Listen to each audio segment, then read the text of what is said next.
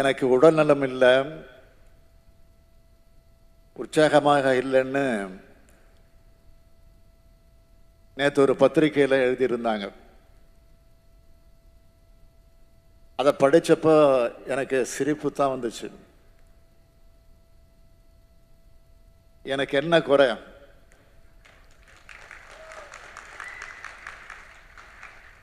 தமிழ்நாடு மக்களும் மகிழ்ச்சியாக இருக்கிறப்போ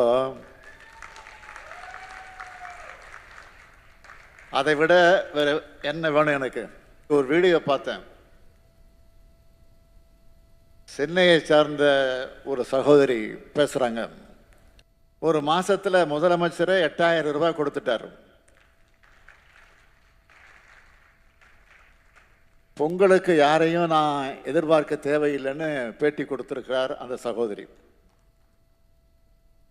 அவர் முகத்தில் பார்க்குற மகிழ்ச்சி தான் எனக்கான உற்சாக மருந்து. எனக்கு மக்களை பற்றி தான் எப்போதும் நினைப்பே தவிர என்னை பற்றி இருந்ததில்லை. இது மாதிரி செய்திகள்லாம் ஒதுக்கி தள்ளிவிட்டு உழைச்சிக்கிட்டே இருப்பேன். ஆமாம் எல்லா அமைச்சரையும் முதலமைச்சருக்கு துணையாக இருக்க போகிறோம், அவ்வளோதான்.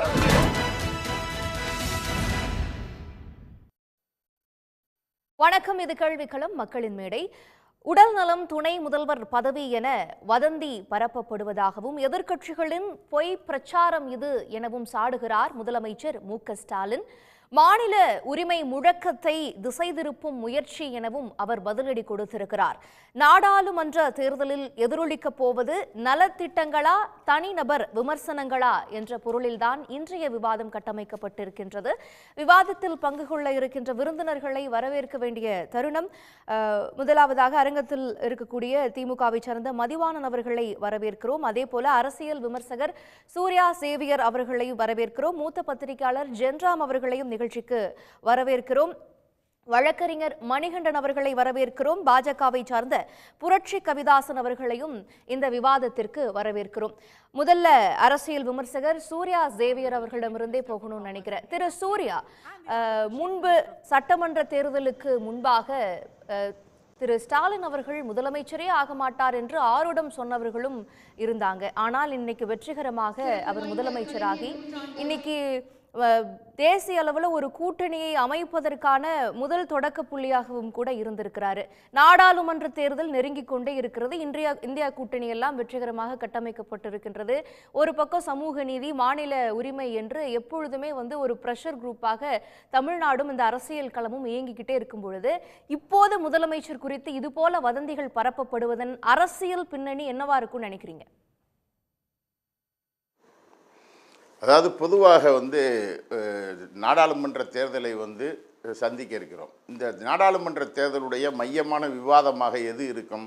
ஒன்றிய அரசாங்கத்தினுடைய கடந்த 10 ஆண்டு கால செயல்பாடு என்பது எப்படி இருந்திருக்கிறது, ஒன்றிய அரசாங்கம் அரசியல் தளத்தில் எப்படி செயல்பட்டிருக்கிறது, சமூக தளத்தில் எப்படி செயல்பட்டிருக்கிறது, பொருளியல் தளத்தில் எப்படி செயல்பட்டிருக்கிறது, இந்தியாவினுடைய ஒட்டுமொத்த இந்த வளர்ச்சியில் ஒன்றிய அரசாங்கத்தினுடைய பங்களிப்பு என்னவாக இருக்கிறது என்பதுதான் விவாதத்தினுடைய மையம். ஆனால் இது குறித்து இப்படி பேசுவதற்கு இன்னொன்று கேட்டிங்கன்னா, தமிழ்நாட்டுக்குள்ளே பேசணும்னா ஒன்றிய அரசாங்கத்தினுடைய பங்களிப்பில் தமிழகத்தினுடைய வளர்ச்சி என்னவாக இருந்திருக்கிறது என்று பேச வேண்டிய சூழல் வரும். அப்போ எதுவுமே பேசுவதற்கு பாயிண்ட் இல்லை, முன்வைப்பதற்கு கருத்து இல்லை அப்படின்னு சொன்னால் தனிநபர் விமர்சனத்திற்குள் இறங்கிவிட வேண்டியது. இதுதான் நடக்குது. இப்போ அண்ணாமலை யாத்திரை போனார், ராமேஸ்வரத்திலிருந்து துவங்கினார். ஒரு புத்தகம் வெளியிட்டார்கள், மோடி தமிழகத்திற்கு என்ன செய்தார் என்று ஒரு புத்தகம். அந்த புத்தகம் நான் என்ன கேட்குறேன், மோடி தமிழ்நாட்டிற்கு என்ன செய்தார்னு தான் எல்லாருமே கேட்குறாங்க. ராமேஸ்வரத்துக்கு மோடி என்ன செய்தார், மதுரைக்கு மோடி என்ன செய்தார், மெட்ராஸுக்கு மோடி என்ன செய்தார், நாகர்கோயிலுக்கு மோடி என்ன செய்தார் என்ற கேள்வியை எல்லோரும் எழுப்புவார்கள் நாடாளுமன்ற தேர்தலில். இந்த கேள்வியை எழுப்புகிற பொழுது அதற்கு பதிலாக என்ன வரும் என்பதை அது சார்ந்து பேசக்கூடியவர்கள் சொல்லட்டும். ஆனால் அப்படி சொல்வதற்கான வாய்ப்பில்லை. ஏன்னா நாங்கள் பெட்ரோல் டீசல் விலையை கூட்டினோம், 600 நாட்களாக ஏற்றப்பட்ட விலையை இன்னும் இறக்காமலேயே இருக்கிறோம், சமையல் எரிவாயு விலையை கூட்டினோம், அது பெரிய அளவிற்கு பாதிப்பை மக்கள் மத்தியில் ஏற்படுத்தியது, இப்படி இவர்களால் பிரச்சாரம் செய்ய முடியாது. மாறாக ஒரு எதிர்க்கட்சி, ஒரு மாநிலத்தில் ஆளக்கூடிய கட்சி, அந்த ஆளக்கூடிய கட்சி மக்கள் நல திட்டங்களை செயல்படுத்துவதில் அது முன்னோக்கி நகன்று கொண்டிருக்கிறது. மக்களிடம் ஒரு பொருளாதார மேம்பாட்டை உருவாக்குவதற்கான ஒரு போராட்டத்தை நடத்தி கொண்டிருக்கிறது. அப்படிங்கும்போது அதை பற்றி விமர்சிப்பது, அதை பற்றி பேசுவது என்று வந்தால் நீங்கள் என்ன செய்தீர்கள் என்று கேள்வி எழுப்போம். அப்ப மாறாக தனிநபர் விமர்சனத்திற்குள் இறங்க வேண்டியது, அவருக்கு வாய் சரியில்லை, கை சரியில்லை, கால் சரியில்லை அப்படின்னு பேசுவது, இதன் மூலமாக திசை திருப்பக்கூடிய ஒரு அரசியலை மேற்கொள்ளும். இது காலங்காலமாக இவர்கள் செய்யக்கூடிய ஒரு கைங்கரியமான ஒரு வேலைதான். அதையெல்லாம் மீறிதான் தமிழ்நாட்டு மக்கள் இதை பார்த்து கொண்டிருக்கிறார்கள். எனவே நாடாளுமன்ற தேர்தலில் நீங்கள் வைத்திருக்கக்கூடிய தலைப்பு என்னவென்று சொன்னால், நீங்கள் தனிநபர் விமர்சனமா அல்லாட்டினா என்னன்னு கேட்டால், மோடி அரசாங்கத்தினுடைய, ஒன்றிய பாஜக அரசாங்கத்தினுடைய 10 ஆண்டு கால செயல்பாடுகள் அல்ல 5 ஆண்டு காலத்தினுடைய செயல்பாடுகள் எப்படி இருந்தது, அரசியல் தளம், சமூக தளம், பொருளியல் தளம், ஒரு கொந்தளிப்பான காலமாக இருந்திருக்கிறது. நான் ஒன்னே கேட்குறேன், மோடி அதிகாரத்திற்கு வந்ததற்கு பின்னால் 2014 அவர் அதிகாரத்திற்கு வருகிறார். 2015 சென்னை பெருவெள்ளம், 2016 வார்தா புயல், அதோட கியான்டு புயல்னு ஒன்று வந்துச்சு, நடா புயல்னு ஒன்று வந்துச்சு. இருந்தாலும் வார்தா புயல் பாதிப்பை ஏற்படுத்தியது. 2017 ஓகி புயல், 2018 கஜா புயல், 2019 பானி புயல், 2020 நிவர் புயல், 2022 மாண்டஸ் புயல், 2023 மிக்ஸா புயல். இத்தனை புயல் பாதிப்புகளில் தமிழ்நாடு சிக்கி சீரழிந்திருக்கிறது. ஆனால் இப்ப தென் மாவட்ட வெள்ளம், இவ்வளவு பாதிப்புகளில் மோடி என்றாவது வந்து நின்று இந்த துயரத்தில் பங்கு கொண்டாரா? அல்ல இங்கு ஏற்பட்ட பாதிப்புகளுக்கு அவர் ஏதேனும் நிவாரணங்களை வழங்கினாரா என்று பார்த்தால் 10 ஆண்டு காலங்கள் இப்படித்தான் கடந்திருக்கிறது. தமிழகத்திற்கும் மோடிக்கும், தமிழகத்திற்கும் ஒன்றிய ஆட்சிக்கும் எந்த சம்பந்தமும் இல்லை. அதற்கு உதாரணமாக அதே கூட்டணியில் இருந்த எடப்பாடி பழனிசாமி அவர்கள் சமீபத்தில் ஒரு பேட்டி கொடுக்கிறார். நாம் கேட்டதை என்றைக்கு ஒன்றிய அரசு கொடுத்தது, கொடுக்கவே கொடுக்காது என்று எடப்பாடி பழனிசாமி சாட்சியம் கூறிக்கொண்டிருக்கிறார். எனவே அரசாங்கம், ஒன்றிய அரசாங்கத்தினுடைய செயல்பாடுகள் தமிழகத்தை வஞ்சிக்கும் போக்காக இருந்திருக்கிறது. ஒன்றிய அரசாங்கத்திடம் இங்கே இருக்கக்கூடிய நிதிகளை முழுவதையும் கொடுத்துவிட்டு பிச்சைக்காரர்கள் போல் கையேந்தி நிற்கக்கூடிய ஒரு கேவலமான நிலைக்கு கொண்டு போய் நிறுத்துகிறார்கள் என்பது இன்றைய முதலமைச்சருடைய விமர்சனம். ஆக கொத்தடிமைகளாக, பிச்சைக்காரர்களை கொத்தடிமைகளாக நிப்பாட்டுகிறார்கள் என்பது இன்றைய முதலமைச்சருடைய விமர்சனம். இதுதான் ஒன்றிய பாஜக அரசு தமிழ்நாட்டிற்கு செய்திருக்கக்கூடிய விஷயம். இது தமிழ்நாட்டினுடைய தேர்தல் களத்தில், நாடாளுமன்ற தேர்தல் களத்தில் பிரச்சாரமாக மக்கள் மன்றத்தில் கொண்டு செய்யப்படுகிற பொழுது பாஜக அம்பலப்பட்டு நிற்கும். நிஜங்கள் உண்மையாக வருகிற பொழுது அவர்கள் ஒன்றுமில்லாமல் நிற்க வேண்டிய சூழல் ஏற்படும். எனவே தனிநபர் தாக்குதலுக்குள் இறங்கி பிரச்சனையை திசை திருப்புவதற்கான முறையில் இது போன்ற காரியங்களை, கீழ்த்தரமான காரியங்களை, ஒரு அமைச்சர், ஒரு முதலமைச்சர், அவர் யாரை அமைச்சராக வைத்திருக்க வேண்டும் என்பது அவர் எடுக்கக்கூடிய முடிவு. கவர்னர் கூட ஒரு அமைச்சரை நீக்குவதை அவர் நீக்குகிறார். ஆனால் உச்ச நீதிமன்றம் மண்டையில் கொட்டுகிறது, உனக்கு அதுக்கு தகுதியே கிடையாது, அதுக்கு ரைட்ஸே கிடையாதுன்னு சொல்லுது. ஒரு துணை முதலமைச்சரை வைப்பதையோ அல்லது ஒரு அமைச்சர் இலாக்காவை மாற்றுவதையோ முடிவெடுக்க வேண்டியவர் முதலமைச்சர். இதுல யாருக்கு எந்த பங்களிப்பும் கிடையாது. அதை அவர்கள் செய்தால் செய்துவிட்டு போகட்டும். அதை திராவிட முன்னேற்ற கழகத்தினுடைய கட்சி ஏற்றுக்கொண்டால் ஏற்றுக்கொண்டு விட்டு போகட்டும். இதில் இவர்களுக்கு என்ன பிரச்சனை என்று வருகிறது. இப்போ மோடியை பிரதமராக நீக்கிவிட்டு துணை பிரதமர் ஒருவரை கொண்டு வருகிறார்கள் அப்படின்னு சொன்னா அது அவர்கள் கட்சி எடுக்கக்கூடிய முடிவு, அது வரும். ஆக இதை நோக்கி இந்த மாதிரியான சிறுபிள்ளைத்தனமான விவாதங்களை தமிழக அரசியலுக்குள் கொண்டு சென்றால் அது தமிழக அரசியலில் எடுபடாது. மாறாக ஒரு அரசியல் கட்சி, ஆளும் கட்சி அந்த மக்களுக்கு என்ன செய்திருக்கிறது என்பதுதான் தேர்தல் களத்தில் அளவீடாக கொள்ளப்படுமே ஒழிய மத்திய அரசின் திட்டங்களையும் மாநில அரசின் திட்டங்களையும் எடை போட்டு பார்க்கும் பொழுது இந்த பக்கம் எடை ஜாஸ்தியா இருக்குது, அதனால எப்படி அரசியல் களத்தை எதிர்கொள்ளணும்னு தெரியல, இப்படி தனிநபர் விமர்சனங்களை செய்யறாங்க அப்படின்றீங்க. கேப்போம் புரட்சி கவிதாசன், பாஜகவிற்கு தமிழ்நாட்டில் செய்யக்கூடிய இது போல நலத்திட்டங்கள், மக்களை இதையெல்லாம் சொல்லி தேர்தலை சந்திப்பதற்கு ஒன்றிய அரசின் திட்டங்கள் எல்லாம் இல்லாததுனால இப்படி தனிநபர் விமர்சனங்கள்ல இறங்குறாங்க என்கின்ற ஒரு குற்றச்சாட்டு வைக்கப்படுகிறது. உங்களுடைய பார்வை? முதலில் தமிழக மக்களுக்கு என்னுடைய பொங்கல் நல்வாழ்த்துக்களை தெரிவித்துக் கொள்கிறேன். அடுத்தபடியாக மாண்புமிகு தமிழக முதல்வர் எல்லா நலமும் வளமும் பெற்று பல்லாண்டு பல்லாயிரத்தாண்டு பல கோடி நூற்றாண்டு வாழ்வாங்கு வாழ வேண்டும் வாழ்த்துகிறேன், இறைவனை வேண்டுகிறேன். ஏன் அப்படின்னா, எனக்கு என்ன குறைச்சல் அப்படின்னு அவர் கேட்டதுனால, அது ஒரு விவாத பொருளாக வந்ததுனால அவர் நன்றாக இருக்க வேண்டும் என்று இறைவனை பிரார்த்திக்கிறேன். ம்ஹும். 2014 2024 இந்த 10 ஆண்டுகள் மத்தியில் பாரதிய ஜனதா கட்சியுடைய ஆட்சி இந்திய வரலாற்றில் பொன்னெழுத்துகளால் பொறிக்கப்பட வேண்டிய ஆட்சி. இந்த 10 ஆண்டு காலத்தில் 2014 மே 26 அன்று செங்கோட்டையிலே நரேந்திர மோடி அவர்கள் பாரத பிரதமராக பொறுப்பேற்ற பொழுது ஒரு உறுதிமொழியை, ஒரு பிரகடனத்தை செய்தார். நான் இந்த 135 கோடி இந்திய மக்களுடைய பிரதமர் அல்ல, பிரதம சேவகன் என்று ஆணித்தரமாக சொன்னார். அந்த 5 ஆண்டு காலமும் பாரத பிரதமருடைய ஆட்சி ஒரு சேவகனாக சேவையை முன்னிலைப்படுத்தியதாக இருந்தது. குறிப்பாக தூய்மை பாரதம் என்பதிலே தான், ஸ்வச்ச பாரத் என்கிற தூய்மை பாரதம் தான் அவர் முதலிலே போட்ட கையெழுத்து. அடுத்த 5 ஆண்டு காலம் 2019 அதே செங்கோட்டையில் 2வது முறையாக பாரத பிரதமர் இந்தியாவுடைய பிரதமராக பொறுப்பேற்று உலகத்திற்கு தன்னை பிரகடனப்படுத்துகிற பொழுது, நான் 135 கோடி இந்திய மக்களுடைய காவலன் என்று சொன்னார். நீங்கள் முதல் 5 ஆண்டு காலம் சேவகன், அடுத்த 5 ஆண்டு காலம் காவலன். இது காவலன் என்று சொன்னால் எல்லைப்புறங்களை இதுவரைக்கு தீர்க்கப்படாத பர்மாவுக்கும் இந்தியாவுக்குமான எல்லை பிரச்சனை மோடி ஆட்சி காலத்திலே தீர்க்கப்பட்டிருக்கிறது. நேபாளுக்கும் இந்தியாவுக்குமான எல்லை பிரச்சனை தீர்க்கப்பட்டிருக்கிறது.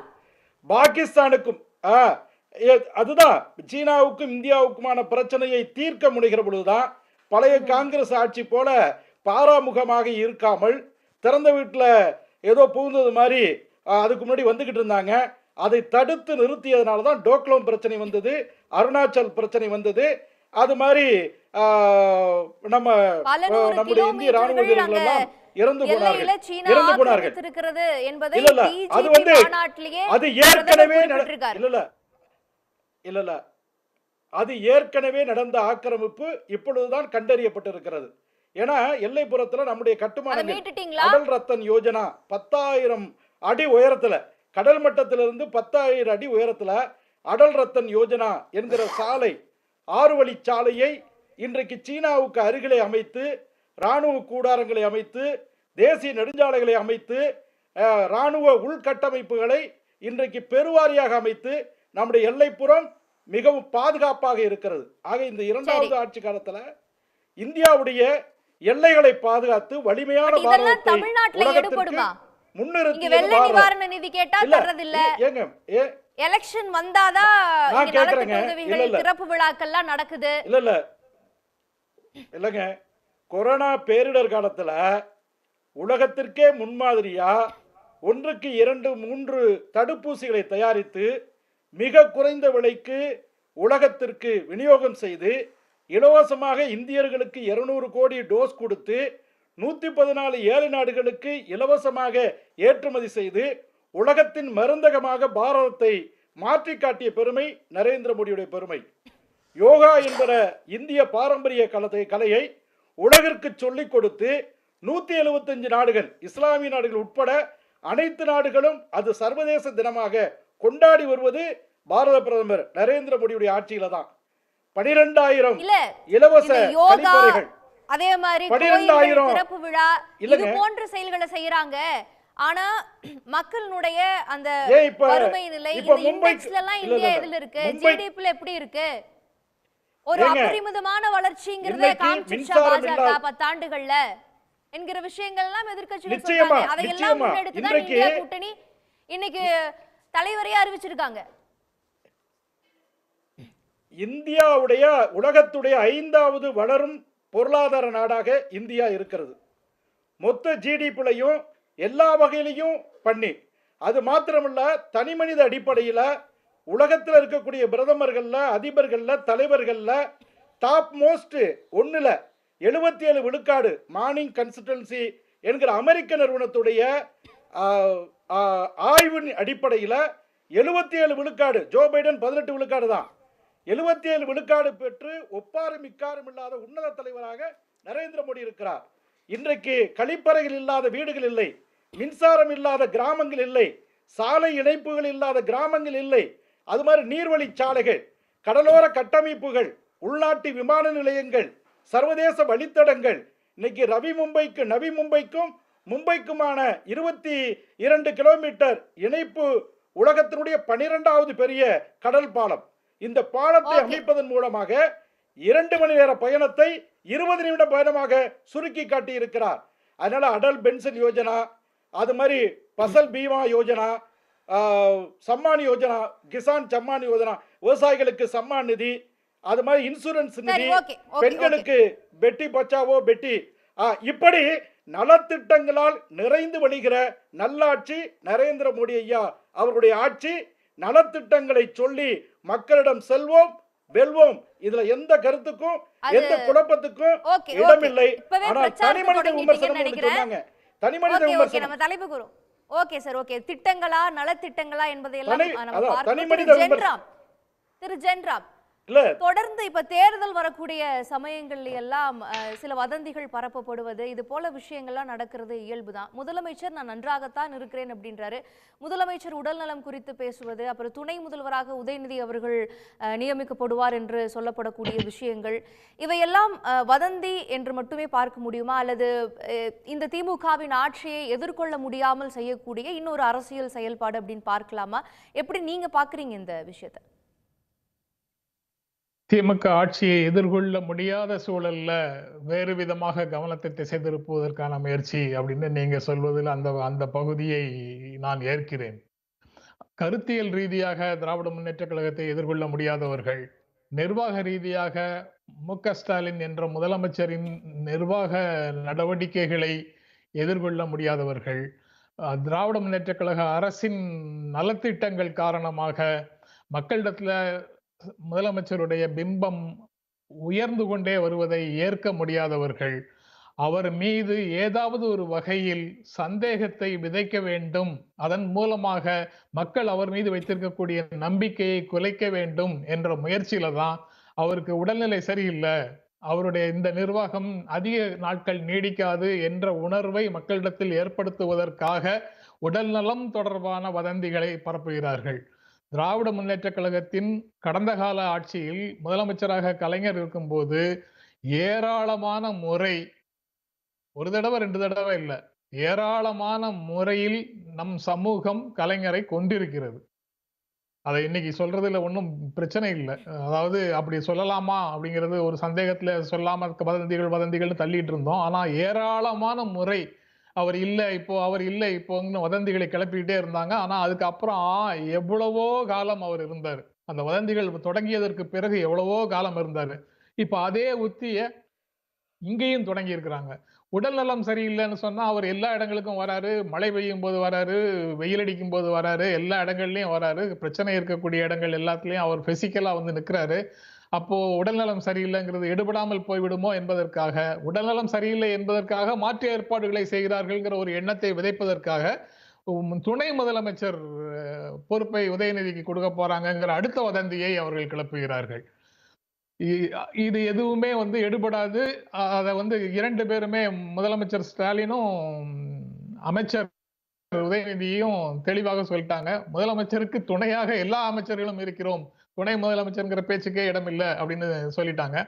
அப்படியே துணை முதலமைச்சர் ஒன்றை தமிழ்நாடு அமைச்சரவை பெற வேண்டும் என்றால் அதை தமிழ்நாடு ஆளும் கட்சி தேர்வு செய்து கொள்ளும். நீங்க முதலமைச்சராக இருங்க, நீங்க துணை முதலமைச்சராக இருங்கன்னு வேறு கட்சிகளை சேர்ந்தவர்கள் அங்கு வந்து பஞ்சாயத்து பண்ண வேண்டிய அவசியம் திராவிட முன்னேற்ற கழக அரசுக்கு இன்றைய சூழலில் நிச்சயமாக இல்லை.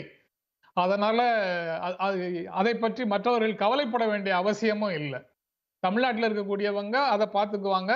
தமிழ்நாட்டில் இருக்கக்கூடியவங்க மட்டும் இல்லை, திராவிட முன்னேற்ற கழக சட்டமன்ற உறுப்பினர்கள் அதை பார்த்துக் கொள்வார்கள். திராவிட முன்னேற்ற கழக தலைமை அதை பார்த்து கொள்ளும். அதனால அந்த வதந்திகளும் மக்களிடத்துல ஈடுபடாது.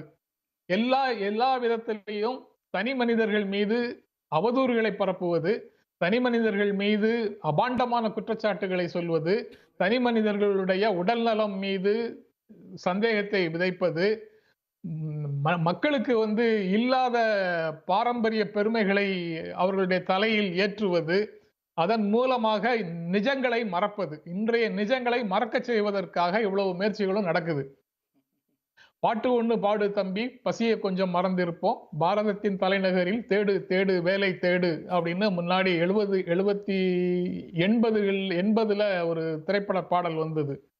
கிட்டத்தட்ட அதே மாதிரி தான். பாட்டு பாடிக்கிட்டே இருந்தா பசி மறந்து போகும் என்ற நம்பிக்கையின் அடிப்படையில பல்வேறு கொண்டாட்டங்களை நம் கண் முன்னால் நிறுத்தி வேலையின்மையையும் வேலை இழப்புகளையும் ஊதிய இழப்புகளையும் இன்ஃப்ளேஷன், நேற்று கூட செய்திகளில் இருக்கக்கூடிய நேற்றைய செய்திகளில் கூட வந்த செய்தி, பணவீக்கம் எப்போதும் இல்லாத அளவுக்கு இந்த ஒரு 6 மாத காலத்துல இப்போது அதிகரித்திருக்கிறது அப்படின்ற வந்த செய்தி.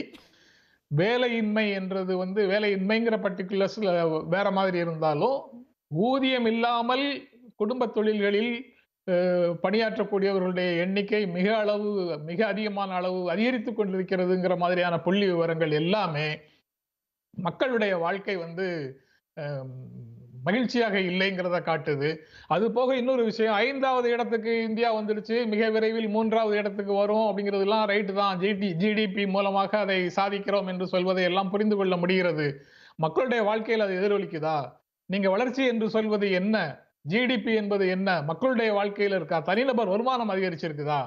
யாரோ 1% இந்திய மக்கள் தொகையில 1% இருக்கக்கூடிய மனிதர்களுக்கு 40% அளவுக்கு இந்திய வளங்கள் சொந்தமாக இருக்கின்றன ஆக்ஸ்ஃபார்ம் சொல்லக்கூடிய புள்ளி விவரங்களுக்கு என்ன பதில்? நீங்க 5வது இடத்துக்கு வந்திருக்குன்னு பெருமை பேசிக்கொண்டே இருக்கக்கூடிய நேரத்துல காலுக்கு அடியில பல கோடி மக்கள் வாழ்க்கை இழந்து கொண்டிருக்கிறார்கள்ங்கிற செய்தியும் இருக்குது. ஆப்பிரிக்க நாடுகளுக்கு இணையாக வறுமையில் வாடக்கூடியவர்கள் இங்கதான் இருக்கிறாங்க அப்படிங்கிற செய்தி வருது. பல்வேறு குறியீடுகள், ஹெல்த் இண்டெக்ஸஸா இருந்தாலும் சரி, இண்டிசஸா இருந்தாலும் சரி, பேச்சுரிமை ஜனநாயக குறியீடுகளாக இருந்தாலும் சரி, டிரான்ஸ்பரன்சி இன்டர்நேஷனல் குறியீடுகளாக இருந்தாலும் சரி, எல்லா விஷயங்களையும் இந்தியா உலக வரிசை பட்டியல்ல பின்னாடி போற தகவல்கள் இருக்கு. அதை எல்லாமே அளவுகோல்கள் தவறு அப்படின்னு சொல்லி நம்ம ஒன்றிய அரசு நிராகரிக்குது. அந்த அளவுகோல்களை வெஸ்டர்ன் மெஷர்மெண்ட் அப்படின்னு சொல்றாங்க. இந்திய பாரம்பரியத்தின்படி இதையெல்லாம் பார்க்கவில்லைன்னு சொல்றாங்க. அப்படிப்பட்ட புள்ளி விவரங்கள் வரும்போது நமக்குள்ள இருக்கக்கூடிய மனநிலை, காலனிய மனநிலை, அந்த காலனிய மனநிலையின் அடிப்படையில இதெல்லாம் பேசுறாங்க. இந்திய பாரம்பரியத்துல இதெல்லாம் இல்ல, அதனால நம்ம அந்த மாதிரிலாம் இல்ல அப்படின்னு சொல்றாங்க. ஆனா அதே வெஸ்டர்ன் அளவுகோல்ல ஜிடிபி அதிகரித்திருக்கிறது அப்படின்னு சொன்னா அதை மட்டும் எடுத்துக்கொண்டு இங்கே பெருமை பேசுவதற்கு முன்னிறுத்துகிறார்கள். இந்த பேச்சு எதுவுமே தேர்தல் நேரத்தில் எடுபடாது. அதனாலதான் இப்போதே கூட எதிர்கட்சியில் இருக்கக்கூடியவர்கள் ஊழல்வாதிகள் அப்படிங்கிறதும், எதிர்கட்சியில் இருக்கக்கூடியவர்கள் அனைவரும் வாரிசு அரசியல் ஜனநாயகத்திற்கு விரோதமானது அப்படின்னு முழுக்க ஜனநாயக அமைப்பையே சீர்குலைத்து கொண்டு வேறொரு சர்வாதிகார எதேச்சதிகார அதிகார அமைப்புக்கு மாறுவதற்கு தேவையான அனைத்து விஷயங்களையும் அடிக்கட்டமைப்புகளையும் உருவாக்கி கொண்டே ஜனநாயகத்துக்கு வாரிசு அரசியல் மட்டுமே எதிரானது போலவும், ஜனநாயகத்தை ஊழல் மட்டுமே சீர்குலைப்பது போலவும் பேசிக்கொண்டிருக்கிறார்கள். அந்த பேச்சு தான் அதிகமாக இருக்கும். உண்மையிலேயே எந்தெந்த விதங்களில் ஜனநாயக நிறுவனங்கள் சீர்குலைக்கப்படுகின்றன, எந்தெந்த விதங்களில் மக்களுடைய உரிமைகள் மறுக்கப்படுகின்றன, அமிர்த காலத்துல அடுத்த 25 ஆண்டுகள் கடமை செய்வது மட்டுமே நமக்கு தேவை அப்படின்னு சொல்வதன் மூலமாக அனைத்து உரிமைகளையும் மறுக்க போகிறோம் அப்படிங்கிறதையும் சுட்டி காட்டிக்கிட்டே இருக்கிறாங்க. அதனால தனி மனிதர்கள் மீதான தாக்குதல்கள் தான் அதிகமா இருக்குமே தவிர நிஜமாக கருத்தியல் ரீதியான போட்டியோ, கோட்பாட்டு ரீதியான போட்டியோ அல்லது நலத்திட்டங்களை வைத்து பேசுவதோ பிரச்சாரத்துல இருக்காது. மக்கள் ஆனால் கருத்தியல் சார்ந்தும் நலத்திட்டங்கள் சார்ந்தும் வாக்களிப்பார்கள். ஆனா பாஜக உள்ளிட்ட சில கட்சிகள் தனிநபர்கள் சார்ந்த விஷயங்களை பற்றி மட்டுமே தான் முன்வைப்பார்கள் பிரச்சாரத்துல அப்படின்னு நான் நினைக்கிறேன். ஓகே, ஒரு நாட்டினுடைய நல்லாட்சியை குறிப்பிடக்கூடிய குறியீடுகள் இருக்கின்றது, நலத்திட்டங்கள் இருக்கிறது, ஜனநாயக மெஷினரிஸ் இருக்கிறது. இவற்றையெல்லாம் முடக்கிவிட்டு இல்லாத பெருமையை மக்கள் மீது சுமத்தி திசை திருப்புகிற முயற்சியை பாஜக தொடர்ந்து செய்து கொண்டே இருக்கிறது. அப்படி இருக்கும்போது இது போல நலத்திட்டங்கள் மூலமாக கவனம் பெறக்கூடிய ஒரு மாநிலத்தில் என்ன மாதிரியான வதந்தியை பரப்ப முடியும் என்றுதான் யோசிப்பாங்கங்கிற பார்வையை முன்வைக்கிறீங்க. திரு மணிகண்டன், ஒரு நாளைக்கு 4-5 விழாக்கள்ல முதலமைச்சர் கலந்துக்கிறாரு. தொடர்ந்து பல நலத்திட்டங்கள் கொடுக்கப்படுகிறது. பல மணி நேர உரையாற்றுகிறார். இப்படி தொடர்ந்து சுழன்று கொண்டிருக்கக்கூடிய ஒரு முதலமைச்சரின் உடல்நலம் பற்றி வதந்திகள் பரப்பப்படுவது அப்படின்றது வந்து ஒரு ஒரு அரசியல் உள்நோக்கம் வாய்ந்த செயல் அப்படின்றத பார்க்க வேணாமா? சன் நியூஸ் நேயர்களுக்கு வணக்கம். சன் நியூஸ் நேயர்களுக்கு இனிய பொங்கல் மற்றும் சங்கராந்தி நல்வாழ்த்துக்கள்மா. அதாவது நீங்கள் கேட்குற கேள்வி நியாயமான கேள்வி. 70 வயதை கடந்தவர் மரியாதைக்குரிய முதல்வர். ஆனால் அடுத்தடுத்து சில அரசு நிகழ்ச்சிகள் வந்து ரத்தாகிறப்ப இயல்பாலுமே அந்த மாதிரி ஒரு பேச்சு வர்றது அப்படிங்கிறது இயல்பான விஷயம். ஆனால் நான் என்ன நினைக்கிறேன்னா, 70 வயது கடந்தவருக்கு சாதாரணமாக என்ன உடல்நல பிரச்சனைகள் இருக்குமோ அதை தாண்டி அவருக்கு வேறு பெரிதாக எதுவும் இருக்காது அப்படின்னு தான் நான் நிச்சயமாக நம்புகிறேன். அதே சமயத்தில்மா இப்போ வந்து முதலமைச்சருடைய உடல்நிலையை பற்றி இப்படியெல்லாம் வதந்தி கிளம்புது அப்படின்னு நீங்கள் எப்படி கவலைப்படுறதில்ல, நானும் அந்த கவலையில் சேர்ந்துக்கிறேனோ அதே மாதிரி புரட்சித் தலைவர் எம்ஜி ராமச்சந்திரன் புரூக்ளின் மருத்துவமனையில் இருந்தப்ப இதே திமுகவினரும் மரியாதைக்குரிய கலைஞர் கருணாநிதி அவர்களும் என்னெல்லாம் பேசுனாங்க அப்படிங்கிறத ரொம்ப வசதியாக மறந்து போயிடுறாங்க. வெகு சமீபத்தில் மறைந்து போன புரட்சி தலைவி அம்மா அவர்கள் ஏறத்தாழ 60-70 நாட்கள் ஆஸ்பத்திரியில் இருந்தப்ப இதே திமுகவினர் அவருடைய உடல்நிலையை பற்றி என்னென்ன கேள்விகள் எழுப்புனாங்க அப்படிங்கிறதெல்லாம் ஜென்ராம் சாருக்கும் மறைஞ்சு போயிடுதுங்கிறது ரொம்ப துரதிர்ஷ்டமாக இருக்குதுமா. அதில் இன்னொரு விஷயம் பார்த்தீங்கன்னா என்ன அப்படின்னு கேட்டீங்கன்னா, திமுகவுடைய வரலாறை பொறுத்து பார்த்தீங்க ஓட்டத்திலே இருந்துட்டு இருக்காரு முதலமைச்சர், ஓட்டத்திலே இருந்துட்டு இருக்காரு. நீங்க சொன்னது போல இப்ப எனக்கு நான் நிச்சயமா அதைத்தான் நான் என்டாஸ் பண்ணேன். நான் சொல்றேன் என்ன கொஞ்சம் பேச அலோவ் பண்ணுங்க, அவங்களை எப்படி குறுக்கீடு இல்லாமல் அலோவ் பண்ணீங்களோ அந்த மாதிரி ஒரு 70 வயதை கடந்தவருக்குள்ள சாதாரண பிரச்சனை தான் அவருக்கு இருக்குது. அவர் ரொம்ப என்கேஜா இருக்கிறாருன்னு நான் என்டாஸ் பண்றேன். அதுல எனக்கு மாற்று கருத்தே இல்லை. ஆனா என்னன்னா, திமுகவுடைய அரசியல் வரலாற்றுல எப்பயுமே பாத்தீங்கன்னு திமுகவுடைய அரசியல் வரலாறு பார்த்தீங்கன்னா, உண்டு என்றால் இல்லை என்று அர்த்தம், இல்லை என்றால் உண்டு என்று அர்த்தம். கருணாநிதி அவர்கள்ட்ட அவர் காலத்தில் கேட்பாங்க, இந்த மாதிரி மு.க. ஸ்டாலின் உங்களுடைய அரசியல் வாரிசா அப்படின்னு கேட்டால், திமுக ஒன்றும் சங்கரமடம் அல்ல அப்படிம்பாரு. ஆனால் பின்னாடி என்ன நடந்தது அப்படிங்கிறதெல்லாம் நமக்கு தெரியும். அதே மாதிரி பார்த்தீங்கன்னா, ஸ்டாலின் அவர்கள் ஒரு 5-6 ஆண்டுகளுக்கு முன்பு உங்கள் சன் டிவி பேட்டியில் தான் குறிப்பிட்டு சொன்னார், என்னை தவிர என் குடும்பத்தில் இருந்து குறிப்பாக உதயநிதி ஒருபோதும் அரசியலுக்கு வரமாட்டார் அப்படின்னு அழுத்தம் திருத்தமாக உங்கள் சன் டிவியில் தான் அவர் சொன்னார். ஆனால் அவர் உடனே அரசியலுக்கு வந்தார். அரசியலுக்கு வந்து இளைஞரணி பொறுப்பு உதயநிதி ஏற்றத்துக்கு அப்புறம் உதயநிதி கிட்ட கேட்டாங்க, நீங்கள் அமைச்சராவீங்களா அப்படின்னு கேட்டப்ப, கட்சியில் எவ்வளவோ சீனியர்லாம் இருக்கிறாங்க, நான் கட்சிக்கு இன்னைக்கு தான் வந்திருக்கேன், நான் பாடுபட்டு நான் இன்னும் போக வேண்டிய தூரம் வந்து மைல்ஸ் டு கோ, நான் போக வேண்டிய தூரம் ரொம்ப இருக்குது அப்படின்னு சொல்லி சொன்னார். ஆனால் உடனடியாக அமைச்சரானார். இப்போ அதே மாதிரி நீங்கள் துணை முதலமைச்சர் ஆவீங்களா அப்படின்னு கேட்கறதுக்கு அவர் சொன்ன பதிலுக்கு அப்போ எல்லாத்தையும் பொருத்தி பார்த்தீங்க அப்படின்னா இதுக்கான விடை உங்களுக்கு கிடைக்கும். அதான் நான் சொன்னேன், திமுகவுடைய அரசியல் வரலாற்றில் உண்டு என்றால் இல்லை என்று அர்த்தம். எல்லா அமைச்சர்களும் முதலமைச்சருக்கு துணையா இருப்போம்னாரு. நீங்க அதை வார்த்தை விளையாட்டா பாக்குறீங்களா? வார்த்தை விளையாட்டா பார்க்கலாமா? திமுகவுடைய கடந்த வரலாற்றை பொருத்தி பாருங்கள். உண்டு என்றால் இல்லை என்ற அர்த்தம், இல்லை என்றால் உண்டு என்ற அர்த்தம் சொல்ல வரேன். அதிமுகவில் ஒரு கட்சியில இருந்தவர் 2 தலைமையாக ஒரு பொறுப்பை பகிர்ந்து கொண்டவர்கள் இன்னைக்கு பிரிஞ்சு நிக்கிறது இல்லையா? அங்க ஜனநாயகம் இல்லைன்னு இன்னொரு பக்கம் இன்னொரு முகாம்ல இருந்து புகார் சொல்லப்பட்டு இருக்கிறது இல்லையா? அவர்கள் கட்சி யாரை வேண்டுமானாலும் பொறுப்புக்கு தேர்ந்தெடுக்கலாம். திமுகவுக்குள்ள ஏதாவது ஃபேக்ஷன் நீங்க பாத்தீங்களா?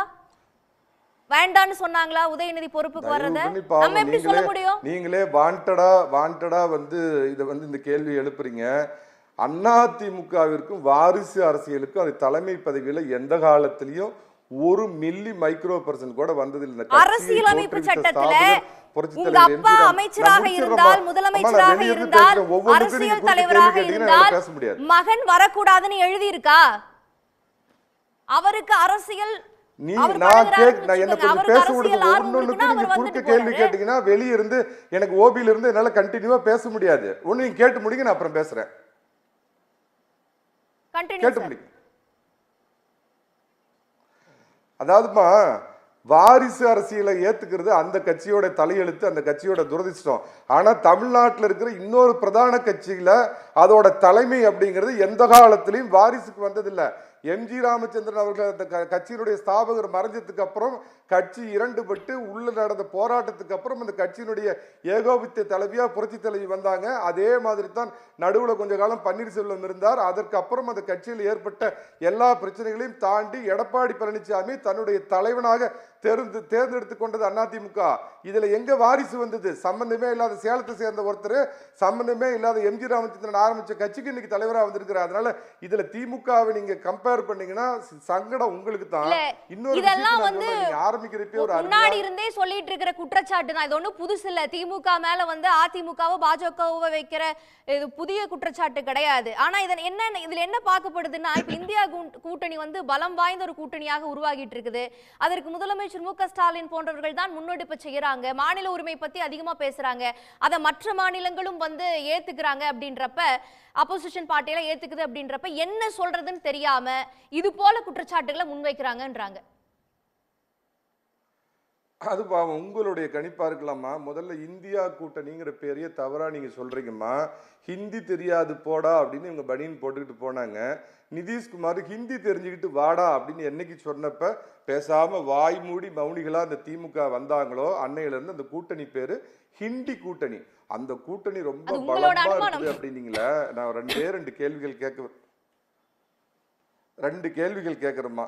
கேரளாவில் என்ன பண்ண போறாங்க? ராகுல் காந்தியை நீங்க போட்டி போடக்கூடாதுன்னு கம்யூனிஸ்ட் சொல்றாங்க. வெஸ்ட் பெங்கால்ல வந்து அந்த கட்சியில என்ன பிரச்சனை இருக்குதுன்னு உங்களுக்கு தெரியும். டெல்லி பஞ்சாப்ல எவ்வளவு பிரச்சனை இருக்குதுன்னு தெரியும். எல்லாத்துக்கும் மேல அவங்க திமுகவை சேர்ந்த ஒரு எம்பி சொன்னார், மாட்டு மூத்திர மாநிலங்கள் அப்படின்னு குறிப்பிட்டு ஒரு 10 மாநிலங்களை சொன்னார. அங்க இவங்க என்ன ஸ்டாண்ட் எடுக்க போறாங்க? அந்த மாநிலத்துக்கு மரியாதைக்குரிய தமிழக முதலமைச்சரோ அல்லது தமிழக விளையாட்டுத்துறை அமைச்சரோ பிரச்சாரத்துக்கு போவாங்களா? மாட்டு மூத்திர மாநிலங்கள்ல இவங்க பிரச்சாரம் போய் நிப்பாங்களா? போபால்ல போடப்பட்ட ஸ்டாலின் கலந்துக்குவாருன்னு சொன்ன கூட்டம் வந்து கேன்சல் ஆனதுக்கு காரணம் என்ன? இந்த மாதிரி ஏகப்பட்ட பிரச்சனைகள். நீட்ல இவங்களோட நிலைப்பாடு என்ன? இடபிள்யூஎஸ்ல இவங்களோட நிலைப்பாடு என்ன? முல்லை பெரியாறுல இவங்களோட நிலைப்பாடு என்ன? காவிரியில இவங்களோட நிலைப்பாடு என்ன? அந்த ஹிந்தி கூட்டணி அப்படிங்கிறதுக்கு நீங்க உருவம் கொடுத்தீங்கன்னா யானை தலை, கழுத காலு, வரிக்கழுத உடம்பு, இந்த மாதிரி ஒரு பொருத்தமற்ற கூட்டணியா இருக்கிறதுல நம்ம முதலமைச்சர் போய் என்ன சாதிச்சாருன்னு எனக்கு ஒன்றும் தெரியல. தமிழகத்துல முதல்ல அவங்க சீட்சாரிங்களா என்ன கேட்போம், பதில் வாங்கிட்டு வரேன். நிறைய கேள்விகளை வச்சிருக்கீங்க. திரு மதிவாணன், உங்களுடைய பதில். ஒரே ஒரு இது மட்டும் வாய்ப்பு கொடுங்க. அதாவது நீங்க ஆரம்பிக்கிறதுக்கு ஒரு அற்புதமான இது சொன்னீங்க, சமூக நீதியை காப்பாற்றும் திமுக அப்படிங்கறத நான் ஒரு விதத்துல ஏத்துக்கிறேன். அவங்க சமூக நீதி என்னன்னு கேட்டீங்கன்னா, பிராமண பிரசாந்த் கிஷோரை தேர்தல் நிபுணராக வச்சுக்குவாங்க, பிராமண டாக்டரை வச்சுக்குவாங்க, பிராமண வழக்கறிஞரை வச்சுக்குவாங்க, பிராமண ஆடிட்டரை வச்சுக்குவாங்க, பிராமண தலைமை வழக்கறிஞரை போட்டுக்குவாங்க, வட மாநிலத்தை சேர்ந்தவரை டிஜிபியா போடுவாங்க, வட மாநிலத்தை சேர்ந்தவரை சென்னை கமிஷனரா போடுவாங்க, வட மாநிலத்தை சேர்ந்தவரை வந்து பாத்தீங்கன்னா தலைமைச் செயலராக போடுறது தான் திமுகவின் சமூக நீதி. சரி, ஓகே. மதிவாணன், உங்களுடைய பதில். முதல்ல நான் வந்து பிஜேபி நண்பருக்கு பதில் சொல்லணும்னு ஆசைப்படுறேன். வளர்ந்துடுச்சு அப்படின்னு 10 வருஷத்தில் சொன்னார். என்ன வளர்ந்ததுன்னு அவர் வந்து நான் கேட்டதுக்கு அப்புறம் பதில் சொன்னார்னா நல்லாயிருக்கும். 56 ரூபாய்க்கு வித்த பெட்ரோல் 110 ரூபாய்க்கு விற்கிறீங்க, இதுதான் நீங்கள் கொடுத்த வளர்ச்சி. 48 ரூபாய்க்கு வித்த டீசல் வந்து 96 ரூபாய்க்கு விற்கிறீங்க, அதான் நீங்கள் கொடுத்த வளர்ச்சி. இன்றைக்கி வந்து 52 லட்சம் கோடி கடனில் இருந்து 155 லட்சம் கோடி இந்தியாவோட கடனாக மாற்றிருக்கீங்க, அதுதான் நீங்கள் கொடுத்த வளர்ச்சி. ஒரு இந்தியனுடைய தனிநபர் கடன் வந்து 43,000லேருந்து இன்றைக்கி 1,35,000 ரூபாய் வரைக்கும் உயர்த்தியிருக்கீங்க, இதுதான் நீங்கள் கொடுத்த வளர்ச்சி. சாதாரண சமையல் எண்ணெய் 60 ரூபாயிலேருந்து இன்றைக்கி 210 ரூபாய்க்கு விற்கிது, இதுதான் நீங்கள் கொடுத்த வளர்ச்சி. நீங்கள் கொடுத்த வளர்ச்சின்னு கவலைப்பட்டு நீங்கள் சந்தோஷப்படணும்னா எது தெரியுமா? உங்கள் நண்பர் அதானியை 630வது பணக்காரனில் இருந்து நம்பர் 2 பணக்காரனாக எடுத்துனது மட்டும்தான் நீங்கள் கொடுத்த சாதனை. பசி குறியீட்டு எண்ணில் இன்னைக்கு நம்மளை விட சின்ன நாடா இருக்கிற தமிழ்நாட்டுடைய நண்பரும் அதானிதான். சார், ஒரு நிமிஷம், நீங்க பேசும்போது எவ்வளவு பொறுமையா இருந்த, கொஞ்சம் நாகரிகத்தோட நடந்துங்க சார். அதுக்கப்புறம் நீங்க பதில் சொல்லுங்க, சரிங்களா? நான் பேசுறேன், அது குறுக்கிட்டா நல்லா இருக்காது, மக்களுக்கு போய் சேரணும். நீங்க என்ன இருங்க, நீங்க குறுக்கிடாதீங்க, நீங்க அப்புறம் பேசுங்க. நான் சொன்னதெல்லாம் பொதுவெளியில இருக்கு, மக்களுக்கு தெரியும் எது உண்மை எது பொய் இருக்கு, சரிங்களா? இது என்னோட டர்ன்.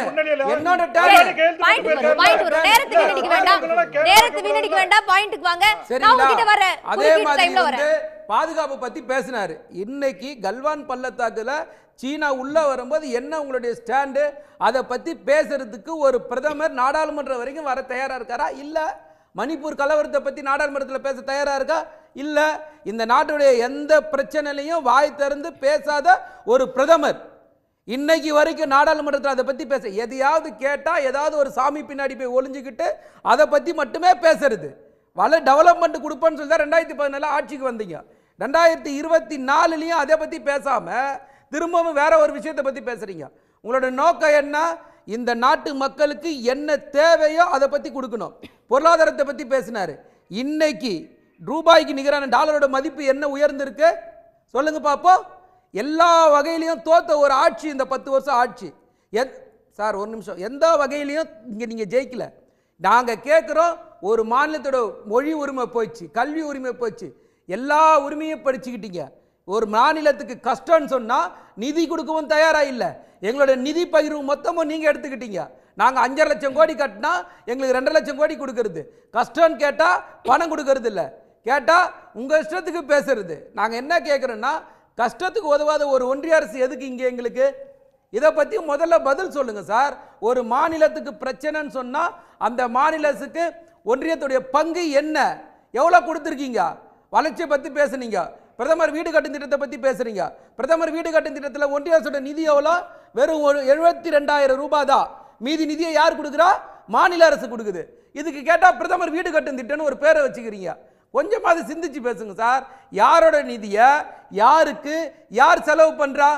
நாங்க நிதி உங்களுக்கு கொடுப்போம், நீங்க எங்களுக்கு திரும்பி நிதி கொடுக்க மாட்டீங்க. இதை கேட்கறதுக்கு உங்களுக்கு துப்பு இல்லை. நீங்க பேசுறது, நான் என்ன சொல்றேன்னா, பொது வெளியில பேசும்போது கொஞ்சமாவது இந்த தமிழ்நாட்டு மாநிலத்துக்கு நீங்க என்ன கொடுத்துருக்கீங்க அதை பத்தி பேசுங்க. ஒட்டு மொத்தமா இந்த நாடு 10 வருஷத்துல வளர்ந்தது பேசுங்க.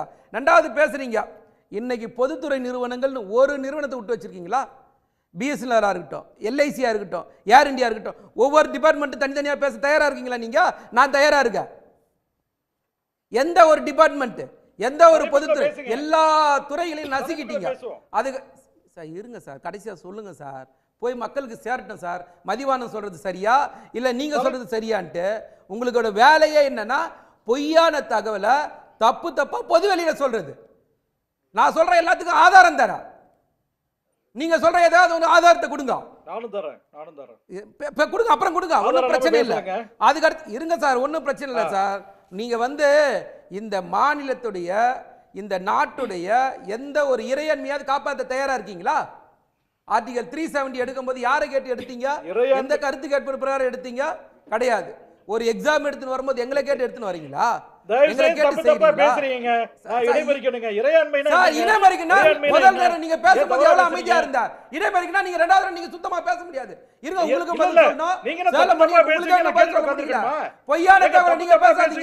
மக்களுக்கு தெரியும், இங்க மக்களுக்கு எல்லாம் தெரியும். நீங்க பொய்யான தகவலை பேசாதீங்க, சரிங்களா? எல்லாமே தெரியும். இங்க இருக்கிறவங்க எல்லாரும் பார்த்துட்டு தான் இருக்காங்க. இந்த நிகழ்ச்சி எல்லாரும் பார்த்துட்டு தான் இருக்காங்க. அவசரப்படாதீங்க. உங்க டர்ன் வரும்போது உங்க தரப்பு சொல்லுங்க. இறையாண்மையை பற்றி, இறையாண்மைக்கு இதுக்கு என்னங்க சம்பந்தம்? எந்த இறையாண்மையை பத்தி நீங்க ஒரு மாநிலத்துக்கு கொடுக்க வேண்டிய மரியாதை கொடுக்குறீங்களா? நீங்க இன்னைக்கு ஒரு மாநிலத்துல இருக்க மொழிக்கு உரிமை கொடுக்கிற மரியாதை நீங்க கொடுக்குறீங்களா? சொல்லுங்க பாப்பா, எந்த இடத்துல கொடுத்தீங்க? மேடம் நான் கிடையாது. ஆமா, நீங்க தேர்தல்ல டெவலப்மென்ட் பத்தி சொல்ல முடியாம மாநில அரசாங்கத்துக்கு இறையாண்மை கிடையாது. கிடையாது. ரொம்ப அபத்தமா பேச்சு முழுசா பொய்யான தகவல் பேசுறீங்க. தெரியும். நீங்க அரசியலமைப்பு சட்டத்தை படிச்சிட்டு பேசுங்க. அரசியலமைப்பு சட்டத்தை படிச்சிட்டு பேசுங்க. நீங்க பேசுற தகவல் எல்லாம் பொது வெளியில இருக்குது. நீங்க அபத்தமா பேசுறீங்க, என்ன பண்ண முடியும்? நீங்க அப்புறம் என்ன இடைமறிக்க நீங்க தான் பண்றீங்க? பிடிக்காம இருக்கற நீங்க பதில் சொல்லுங்க, மக்கள் முடிவு பண்ணிக்கிட்டோம். வரேன் புரட்சி கமலஹாசன், வரேன் பொறுமையா இருங்க. சொன்னா இல்ல, அவர் கருத்து முன் வச்சிட்டு நான் வரேன். சொல்லுங்க. இல்ல சேலமணி என்ன சொன்னாரு? இருக்குதுன்னு சொன்னா இல்ல, இல்லன்னு சொன்னா இருக்கு. அபத்தமா சொல்லும்போது இடைமறிக்க தான சார். அபத்தமா மக்கள் முடிவு பண்ற சார். ஒரு நிமிஷம் இருங்க சார். வரேன் இருங்க. அதாவது அவர் என்ன சொன்னா? இருக்குதுன்னு சொன்னா இல்ல, இல்லன்னு சொன்னா. நாங்களா அம்மா இட்லி சாப்பிட்டாங்கன்னு சொன்னோம், அம்மா பூரி சாப்பிட்டாங்க நாங்களா சொன்னோம்? நீங்க தானே சொன்னீங்க. வெளியே உண்மையை சொல்ல வேண்டியது தானே. கடைசி வரைக்கும் உங்க கூட இருந்தவர் தானே பேசினாரு. வெளியில விசாரணை கமிஷன் அமைக்க சொன்னாரு. நீங்க தானே பதில் சொல்லணும். அதுக்கெல்லாம் நீங்க தான் பொறுப்பு, நாங்க பொறுப்பு கிடையாது. அதுக்கு அடுத்தது பேசினாரு எடப்பாடி பழனிசாமி பொறுத்த வரைக்கும் சேலம் மணிகன் அவர் சார்பு தான் பேசுறேன்னு நான் நினைக்கிறேன்.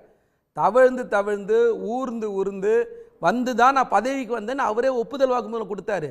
தயவு செஞ்சு மறந்துடாதீங்க. நீங்கள் நடத்தின இந்த 10 வருஷம் ஆட்சி, மக்களுக்கு பண்ண துரோகம், நீங்கள் செஞ்ச ஒவ்வொரு காரியங்களும் எல்லாத்தையும் இந்த நாட்டு மக்கள் மறக்கலை. நீங்கள் எங்கள் கட்சியோட பிரச்சனை சார் அது. நாங்கள் யார் அடுத்த தலைவராக வரணும், யார் வரக்கூடாது நாங்கள் முடிவு எடுத்துக்கிறோம் சார். வாரிசு இருக்கிறவங்களுக்கு வாரிசு வரதான் செய்யும். வாரிசு இல்லாதவங்களுக்கு வாரிசு வரலன்றதுலாம் பிரச்சனை கிடையாது. அதுக்கு எங்கள் பொறுப்பும் கிடையாது. சரிங்களா? இங்கே எங்களுக்கு இருக்குது, நாங்கள் வரோம். அது எங்கள் பிரச்சனை, எங்கள் கட்சி உள் பிரச்சனை. நாங்கள் எங்களுக்கு தேவைன்னா யாரை வேணா முதலமைச்சராக்குவோம், யாரை வேணா நாங்கள் தலைவராக்குவோம். அதை பற்றி நீங்கள் கவலைப்படாதீங்க. ஒன்று. ரெண்டாவது இந்த 10 வருஷத்தில் கூட்டணியில் இருந்து இந்த நாட்டு மக்களுக்கு பண்ண ஒரு துரோகம் இவங்க மறந்துருக்க மாட்டாங்க. எல்லா வகையிலையும் இதே வேளாண் சட்டத்துக்கு இந்த நாட்டுக்கு தேவைன்னு சொல்லி எடப்பாடி பழனிசாமி சொன்னாரா சொல்லலையா? சிஏஏ சட்டத்தை எதிர்த்து ஒரு தீர்மானத்தை சட்டமன்றத்தில் போடுங்கன்னு சொல்லும் போது போட முடியுது அவரால்? இன்னைக்கு நாங்கள் தான் சிறுபான்மை காவலர்னு சொல்லி பேசுகிறாங்களே, எந்த அடிப்படையில் பேசுகிறீங்க சார்?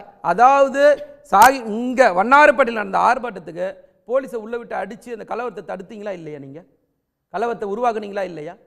தயவு செஞ்சு நிச்சயமா இருக்கும். அதாவது இன்னும் எங்க தரப்பு, அதாவது நீங்க இந்த மழையில இவ்வளவு பெரிய நிதி சுமையில இன்னைக்கு மக்கள் தளபதி சொன்ன மாதிரி ஒரு சில குடும்பங்களுக்கு 8000 ரூபாய் வந்திருக்கு.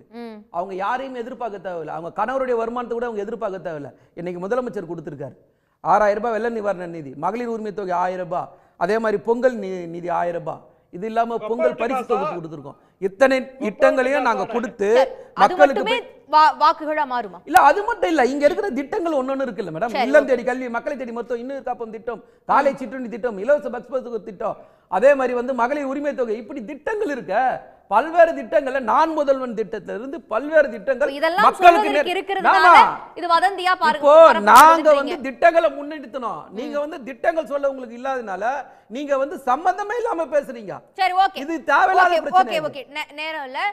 திரு புரட்சி கவிதாசன், மணிகண்டன், அடுத்த சுற்றில் இதை பதிலா நீங்க சொல்லுங்க. நான் சூர்யா சேவியரிடம் செல்லணும்னு நினைக்கிறேன்.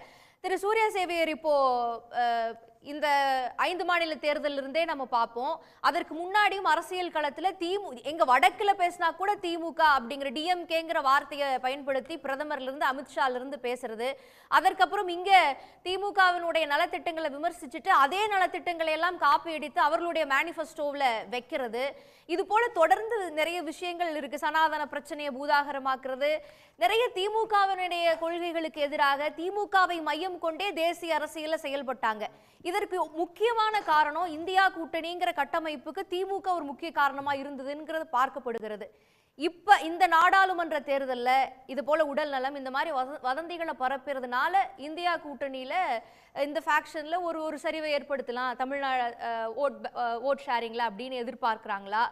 இல்ல இன்னொரு பக்கம் இந்தியா கூட்டணி அப்படிங்கிறது ஒரு சீம்லெஸ் ஓட் ஷேரிங்கை கொடுக்கும் அப்படிங்கறத நம்ம எதிர்பார்க்கலாமா? எப்படி பார்க்கலாம்?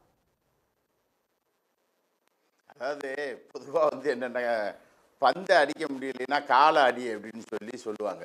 இவங்க பந்தை அடிக்க முடியல, அதனால காலை தட்டு கீழே விழுத்தாட்டிடுவோம் அப்படின்னு இவங்க ஒரு பிளான் பண்ணுறாங்க. அவ்வளோதான் இதனுடைய உள்ளடக்கம். நான் என்ன கேட்குறேன்னா, வளர்ச்சி, இப்போ நீங்கள் எனக்கு முன்னால் பேசிய பாஜக சகோதரர், அப்புறம் நம்ம சேலம் மணிகண்டன் இவங்கெல்லாம் சொன்னாங்க, இந்தியா 3 இந்தியா இருக்குது மேடம். அதாவது வளர்ச்சின்னு ஒன்று சொன்னாங்கல்ல, 3 இந்தியா இருக்குது. அதாவது 2 லட்சம் கோடி ரூபாயிலிருந்து 1000 கோடி ரூபாய் வரைக்கும் பணம் வைத்திருக்கக்கூடியவர்கள் இந்தியாவில் 4800 பேர். இது பட்டியலே இருக்குது. நீங்கள் வருமான வரித்துறையை எல்லாத்துலேயும் எடுத்துக்கலாம். 20,000 ரூபாயிலிருந்து 2 லட்சம் ரூபா வரைக்கும் மாதம் சம்பளம் வாங்குறவங்க ஒரு 40 கோடி பேர் இந்தியாவில் இருக்காங்க. அதே போல் 90 கோடி பேர் அன்றாடம் காய்ச்சிகள், அன்றாடம் பிழைப்பு நடத்தக்கூடியவர்கள்.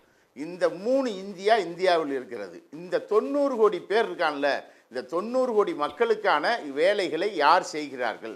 மற்றவங்க இருக்கிறாங்க ஒரு செக்ஷன். இந்த 90 கோடி அன்றாடம் உழைக்கும் மக்கள் இருக்காங்கல்ல, இவர்களுக்கு ஒரு நாட்டினுடைய பிரதமர் அல்ல ஒரு நாட்டினுடைய ஒன்றிய அரசு, மாநில அரசு அவர்களுடைய வாழ்க்கை தரத்தை உயர்த்துவதற்கு என்ன மேற்கொண்டார்கள் என்பது கேள்வி. இதுதான், இவர்கள் தான் வாக்காளர்களாக இருக்கிறார்கள். இதில் பாஜகவினுடைய அல்லாட்டி மோடி அவர்கள் என்ன செய்தார் என்பது கேள்வி. ஆனால் 2014 இதையெல்லாம் சொல்லி வந்தாங்க. ஒரே ஒரு உதாரணம் சொல்கிறேன், இப்பையும் உங்கள் டிவியில் எடுத்து பாருங்கள். 2022க்குள் அனைவருக்கும் வீடு இப்படின்னு மோடி பேசினார். இப்போ ரிவைண்ட் பண்ணி பாருங்கள், 2022க்குள் அனைவருக்கும் வீடு கொடுத்து விட்டார்களா? மோடி கொடுத்து விட்டாரா? சரி, இப்போ இன்னொரு கேள்வியை நான் கேட்குறேன். உதயநிதி சனாதனம் குறித்து பேசினார். எனவே அங்கே வந்து பெரிய கொந்தளிப்பு வந்து விட்டது, தோத்து விட்டது அப்படின்னு சொன்னாங்கல்ல. 4 சங்கராச்சாரியார்கள் மோடி போய் ராமர் சிலையை வைத்து பிரதிஷ்டை பண்ணுறதுக்கு யாருன்னு கேள்வி எழுப்பி கொண்டிருக்கிறார்கள். பிரதமர் வாயை திறந்தாரா? பிரதமர் அலுவலகம் ஏதாவது பேசியதா? இந்த நாட்டினுடைய பிரதமர் என்ற உயர்ந்த பொறுப்பை விட சங்கராச்சாரிகளுக்கு என்ன பெரிய அதிகாரம் வந்து விட்டது? அந்த கேள்வியை எழுப்பதற்கு பாஜக காரர்களுக்கு ஏதாவது துணிவு இருக்கிறதா? அவர் கோயில்ல மாப்பு போட்டு தேய்க்கிறார், கருவறைக்குள்ள போய் துடைக்க சொல்லுங்க பாப்போம் மோடிய. ஏன் அதை செய்யல? இதுதான் சனாதனம் சொல்றோம். மாறாக அதை பேசிவிட்டார்கள். எனவே திமுக வட மாநிலங்களில் தோற்றுவிடும். திமுக வந்து பேச முடியுமா? கேவலம் சார். ஒரு பிரதமரை சவால் விடுறாங்க சார், 4 பேர் உட்கார்ந்துக்கிட்டு. நீ யார் ராமரை தொட்டு பிரதிஷ்டை பண்ணுவதற்கு? நீ சூத்திரன் என்ற கேள்வி எழுப்புறாருல்ல. பிரதமர் அலுவலகம் அவர்கள் 4 பேர் மீது நடவடிக்கை எடுக்கணும். அந்த 4 பேர் பிரதமர் பதவியை விட, மோடி என்ற ஒரு மனிதரை விட அவர்கள் 4 பேர் உயர்ந்தவர்களா இந்திய அரசியல் அமைப்பு சட்டத்துல? எந்த வகையில் அவர்கள் ஏற்றுக்கொண்டு 3 நாளா வாயை மூடிக்கிட்டு இருக்காங்களே, எப்படி இருக்காங்க? பதில் சொல்லுங்க. இந்த இடத்தில் உதயநிதி அவர்கள் பேசிய சனாதனம் என்பது என்னன்னு தெரியுதா? இதைத்தான் பேசுறோம். சமூக நீதி என்று பேசுறோம். மக்கள் சமமானவர்கள். ஒரு பிரதமரையே கொஸ்டின் பண்ணுவதற்கு, ஒரு பிரதமர் செய்யக்கூடிய காரியத்தை அது சரியா தவறா, அது பாஜக அஜெண்டாவா ராமருக்கானதா இல்லையாங்கிறதெல்லாம் தனி. ஆனால் அவர் செய்கிறார். அதை கேள்வி எழுப்பி கொண்டு 4 சங்கராச்சாரிகள் அறிக்கை விடுகிறார்கள். மோடி இன்றைக்கு வரைக்கும் வாய் மூடி இருக்கிறார். பிரதமர் அலுவலகம் வாய் மூடி இருக்கிறது. பாஜகவினர் வாய் மூடி இருக்கிறார்கள். இங்க வந்து வாய் திறந்து பேசிக் கொண்டிருக்கிறார்கள். இதற்கு பதில் சொல்லுங்க. முதல்ல திமுக தோற்கிறது, வடமாநிலத்தில் அப்புறம் இருக்கட்டும். புரட்சி கவிதாசன், பிரதமரே கோயிலுக்குள்ள போகணும்னாலும் திமுக வலியுறுத்தின இந்த சமூக நீதி, இந்த கொள்கைகள் எல்லாம் தேவைப்படுதுன்றாங்க. அந்த அவர் நம்ம இவர் இருக்கார்ல, பாஜக தாசன் இருக்கார்ல, அவர் சொல்றாரு கொரோனா ஊசி போட்டாங்க. ஓகே டைம் இல்ல சார், டைம் இல்ல. அப்படியே சொல்லுவீங்களா? திரு சூர்யா டைம் இல்ல. கொஞ்சம் இருக்க. கொரோனா ஊசி போட்டாரு சொல்லிட்டு போறாரு. கொரோனா ஊசி போடுவதற்கு, கொரோனா தடுப்பூசி போடுவதற்கு மேடம் கொரோனா தடுப்பூசி போடுறதுக்கு 2 தனியார் கம்பெனிக்கு கொடுக்கிறது அரசாங்கம். அவர் நிறுத்தாத நான் பேச முடியும். 2 தனியார் நிறுவனங்களுக்கு கொடுத்தாங்க. அவரை முடிக்கட்டும், நான் பேசணும். 2 தனியார் நிறுவனங்களுக்கு கொடுத்ததுக்கு பின்னாடி மாநிலங்கள் காசு கொடுத்து வாங்குனாங்க. பதில் வாங்க நேரம் இல்ல. எல்லாரும் கன்க்ளூட் பண்ண வேண்டிய தருணத்துல இருக்கோம். Okay sir, I got your point. திரு புரட்சி கவிதாசன், அம்மா கொஞ்சம் தயவு செய்து இடைமறிக்காம பாயிண்ட்க்கு வாங்க சார். டைம் இல்ல. பாயிண்ட்க்கு வாங்க, இல்லனா நேரத்தை குறைக்க வேண்டிய கட்டாயம் வந்துரும். சார் எல்லாரும் பேசும்போது நீங்க தான் இடைமறிச்சீங்க. அப்ப நீங்க பேசும்போது எல்லாருடைய கேள்வி என்ன நோக்கி இருக்கு? தேவையில்லாத வாங்க பாயிண்ட்க்கு வாங்க. பாயிண்ட்க்கு வாங்க. சொல்லுங்க. அதாவது மறிச்சிட்டே இருந்தாரு. இந்து மதம் என்பது முதல்ல புரிஞ்சுக்கிட்டு கொஞ்சம் பேசாம இருக்க சொல்லு. இந்து மதம் என்பது கலெக்ஷன் ஆஃப் தாட்ஸ். இதுல சைவம் இருக்கு, வைணவம் இருக்கு, கௌமாரம் இருக்கு, சௌராஷ்டிரம் இருக்கு, பார்சி இருக்கு, சீக்கியம் இருக்கு, பௌத்தம் இருக்கு, சமணம் இருக்கு. Collection of thoughts. ஒரு சங்கராச்சாரியார் வந்து 4 பேர் சட்டத்துக்கு மேலாளர் கிடையாது. அவங்க தனிப்பட்ட கருத்தை சம்பிரதாயத்தை சொல்றதை பத்தி எங்களுக்கு கவலையே இல்லை. ஆனால் இந்த ராமஜென்ம பூமி தீர்த்த அறக்கட்டளை, ராமஜென்ம பூமி சேத்திர அறக்கட்டளை, அதனுடைய தலைவர் தான் இந்த ராமர் கோவிலுக்கான authority. Supreme Court of India அல்லது மத்திய அரசாங்கம் அனைத்தும் இணைந்து ஏற்படுத்தி கொண்ட ஒரு சட்டபூர்வமான அமைப்பு தீர்த்த சேத்திர அறக்கட்டளை. அந்த ராமஜென்ம பூமி தீர்த்த சேத்திர அறக்கட்டளையுடைய தலைவர் முதுபெரும் துறவி. அவர் சொல்லுகிறார், இந்த மடம் குழந்தை ராமர் வைத்து வணங்கப்பட இருக்கிற இந்த அயோத்தி ராமஜென்ம பூமியிலே நிறுவப்பட இருக்கிற குழந்தை ராமர், இந்த வழிபாட்டு முறை ராகவனந்தா வழிபாட்டு முறையாகும். அதனால இந்த வழிபாட்டு முறைக்கும் சைவ மடாதிபதிகளாக வைணவ மடாதிபதிகளாக இருப்பவர்களுக்கு, அதாவது குறிப்பா பூரி, துவாரகா, இந்த சிருங்கேரி, இது மாதிரியான சங்கராச்சாரிகளை இதில் தலையிட முடியாது. ஏன்னா சங்கர மடம் சார்ந்த அமைப்பு கிடையாது. அவங்க கோட்பாடு அத்வைதம், சிலருடைய கோட்பாடு துவைதம். இந்த கோட்பாடு முழுக்க முழுக்க இந்த ராமனுடைய வழிபாடு சம்பந்தமான அமைப்பை சார்ந்தது. அந்த அமைப்பை சேர்ந்தவர்கள் தான் இதன் முடிவு பண்ணிருக்காங்க. ஒண்ணு. ஓகே. அடுத்து இல்லம்மா நிறைய கேள்வி இருக்கு. எல்லாத்துக்கும் பதில் சொல்லணும்ல. டைம் இல்ல. எல்லாத்துக்கும் பதில் சொல்லணும்ல. 10 seconds please. இல்ல நான் சுருக்கமா சொல்லிறேங்க. இப்ப அடுத்து முதலமைச்சருடைய உடல்நிலையை குறை சொல்லணுங்கிற அவசியமோ தேவையோ அந்த வதந்திகளுக்கு பின்னால் பிஜேபி இல்ல. முதல்ல நீச் ஆத்மி இழிபிறவி என்று சொல்லப்பட்டவர் நரேந்திர மோடி. சாயாபாய் காப்பி தொழிலாளி என்று சொல்லப்பட்டவர், டீ தொழிலாளி என்று சொல்லப்பட்டவர் நரேந்திர மோடி. இப்போ கூட சௌகிதார் சூர்யே, அதாவது காவலாளி திருடி விட்டான், திருடன் என்று சொன்னவங்க 56 இன்ச்சு என்று கேவலப்படுத்தப்பட்டவர் இப்பொழுது துர்பாக்கியசாலி என்று சொல்லப்பட்டவர். அதனால தனிமனித விமர்சனங்கள் எங்க மேலதான் வச்சிருக்காங்க, நாங்க யார் மேலேயும் வச்சதில்லை. ஓகே, திருமணிகண்டன் உங்களுடைய இறுதி கருத்து. எடப்பாடி பழனிசாமி எப்படி பதவிக்கு வந்தார்னு கேட்டாரு. பேரறிஞர் அண்ணா மறைவுக்கு பின்பு நெடுஞ்செழியன் முதுகில் குத்திவிட்டு கருணாநிதி அந்த இடத்துக்கு எப்படி வந்தார் அப்படிங்கறத நான் நினைவுறுத்த தேவையில்லமா. நாடாளுமன்ற தேர்தலில் எதிரொலிக்க போவது நலத்திட்டங்களா தனிமனித தாக்குதலான்னு கேட்டீங்க. நிச்சயமா நலத்திட்டங்கள் தான். திமுக பண்ண சில நலத்திட்டங்களை மட்டும் நான் பட்டியல் போட்டுறேன்.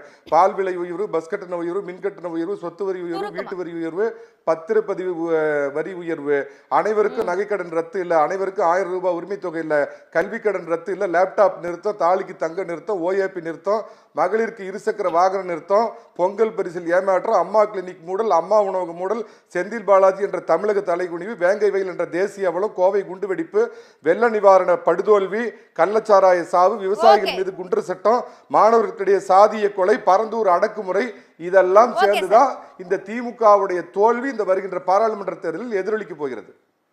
திருமதிவாணன் 30 seconds. மக்களை காப்பாற்ற மோடியிடம் இந்த நாட்டை காப்பாற்ற வேண்டியது ஒவ்வொரு குடிமகனுடைய கடமை.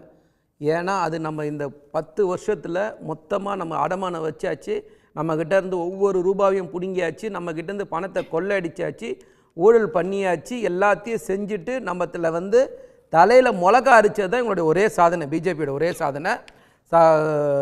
அவர் சேலம் மணிகண்டன் பழைய வரலாறு பேசினார்.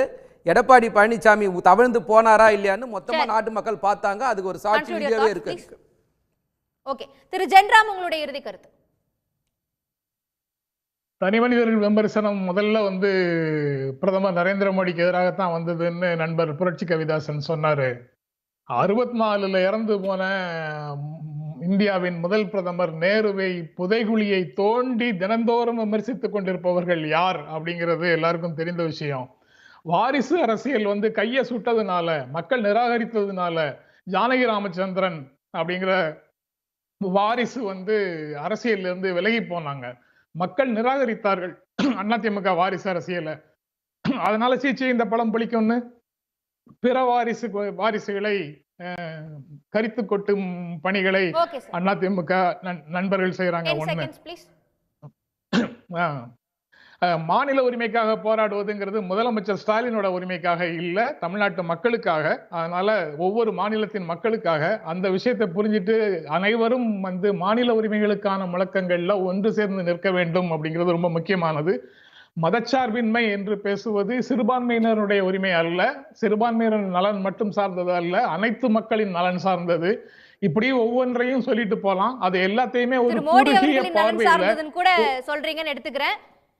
ஓகே, ஆமா, ஒரு குறுகிய பார்வையில ஒரு குறிப்பிட்ட மக்களுக்கு மட்டும் சார்ந்ததாக பல்வேறு விஷயங்களுக்கு ஒரு புதிய விளக்கங்கள் கொடுக்கிற ஒரு போக்கு இருக்கு.